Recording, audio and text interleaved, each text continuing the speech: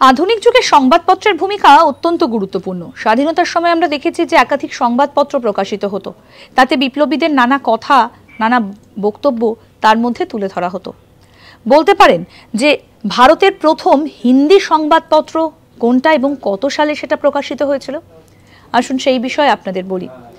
1826 সালের 30শে মে উদন্ত Martanda the rising sun ভারতে প্রকাশিত প্রথম হিন্দি ভাষার সংবাদপত্র।